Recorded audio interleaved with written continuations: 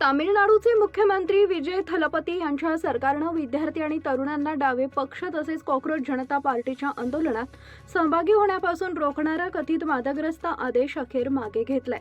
या निर्णयानंतर राजकीय आणि सामाजिक वर्तुळातून प्रतिक्रिया उमटू लागल्यात। सरकारच्या या निर्णयावर कॉक्रोच जनता पार्टीचे संस्थापक अभिजित दिपके यांनीही प्रतिक्रिया दिली आहे।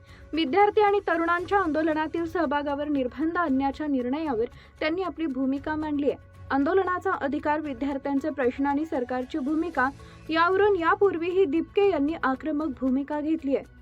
त्यामुळे तामिळनाडू सरकारनं आदेश मागे घेतल्यानंतर अभिजित दिपके यांची प्रतिक्रिया महत्त्वाची मानली जाते।